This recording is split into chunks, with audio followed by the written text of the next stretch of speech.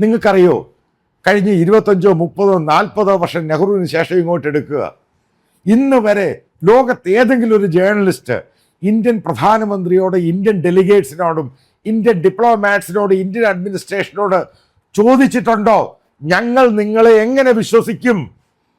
ഈ ചോദ്യം എന്താ മോദിയുടെ സമയത്ത് ഇത് കയറി വന്നത്? കാരണം ഇന്ത്യയിൽ ഉണ്ടാകുന്ന മൈനോറിറ്റി അറ്റാക്ക്, ഇന്ത്യയിൽ പ്രസ് ഫ്രീഡം ഇല്ല, ഇന്ത്യയിൽ ബുൾഡോസ് ചെയ്യുന്നു, ഈ പറയുന്ന മൈനോറിറ്റി വീടുകളെല്ലാം ബുൾഡോസർ കൊണ്ട് ഇടിച്ച് ഊരക്കളയുന്നു.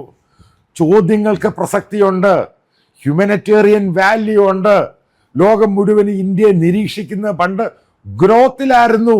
ഇന്ന് ഇന്ത്യ ലോകം മുഴുവനും കാണുന്നത് ആൻറ്റിയാണ്. കാരണം എല്ലാം നെഗറ്റീവായിട്ട് ചിന്തിക്കുന്നു, കാരണം മുഴുവനും അരക്ഷിതാവസ്ഥ ഉണ്ടാക്കാൻ ശ്രമിക്കുന്നു. ഈ ചോദ്യം ഗ്ലോബലായിട്ട് ഇന്ത്യക്കെതിരെ ചോദിക്കുന്നുണ്ട്. പല ഇന്ത്യക്കാരോടും ചോദിക്കുന്നില്ല, അമേരിക്കയിലും യൂറോപ്പിലും ഓസ്ട്രേലിയയിലും ജർമ്മനിയിലും ചോദിക്കുന്നുണ്ട്. നിങ്ങൾ എന്തോരെ ഇങ്ങോട്ട് വരുന്നത്? നിങ്ങൾ എന്തോരെ ഞങ്ങളുടെ രാജ്യത്തോട്ട് വരുന്നത്? ഈ ചോദ്യത്തിന് എന്ത് പ്രസക്തിയില്ലേ? പ്രസക്തിയുണ്ട്. ഇതിന് ഉത്തരം കൊടുക്കേണ്ടത് ഇന്ത്യൻ അഡ്മിനിസ്ട്രേഷനാണ്. നിങ്ങളെ ഞങ്ങൾ എങ്ങനെ വിശ്വസിക്കും? അത് കൊടുക്കാൻ പോലും തയ്യാറല്ല. അതാണ് ഏറ്റവും എംബാരസിങ് സിറ്റുവേഷൻ.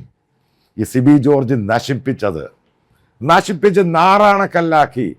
സത്യം പറഞ്ഞാൽ അയാളെപ്പോലൊരു സ്റ്റേച്ചറുള്ള ഒരാൾ ചിന്തിക്കണം, ഇതേപോലെയുള്ള ചോദ്യം ഉണ്ടാകും. 5000 വർഷവും കോവിഡും കോപ്പും ഒന്നുമല്ല പറയേണ്ടത്, ആ ചോദ്യത്തിന് ഉത്തരം കൊടുക്കണം. അതായത് എനിക്ക് സംശയമുണ്ട്, ഇയാൾ പ്രോപ്പർ ചാനലിൽ കൂടാണോ IFS എഴുതിയത്. കാരണം IFSൻ്റെ, IASൻ്റെ, IPSൻ്റെ അകത്തൊക്കെ ഈ പ്രിലിം കഴിഞ്ഞു കഴിഞ്ഞാൽ മെയിൻ്റെ അകത്ത് ഓരോ ചോദ്യങ്ങളും ഡിബേറ്റും പരിപാടിയും ആ സംഭവങ്ങളൊക്കെ ഉണ്ട്. അതിനുശേഷം ഇത്രയും എക്സ്പീരിയൻസ് നോർമലായിട്ട് പ്രതീക്ഷിക്കണം. ഇന്ത്യൻ അഡ്മിനിസ്ട്രേഷനെതിരെ ഇപ്പോഴത്തെ, അതായത് കഴിഞ്ഞ 3 or 4 വർഷം ഇതേപോലെയുള്ള ചോദ്യം ഉണ്ടാകും. അതിന് ഉത്തരം കൊടുക്കാൻ തയ്യാറാകണം.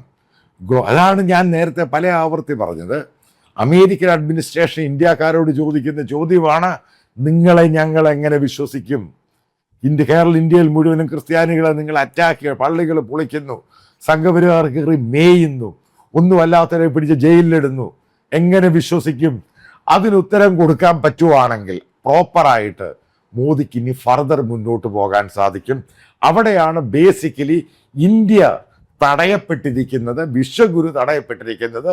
ഞങ്ങൾ നിങ്ങളെ എങ്ങനെ വിശ്വസിക്കും? ഇതാണ് ചോദ്യം. ഇതിനാണ് ഉത്തരം കൊടുക്കേണ്ടത്.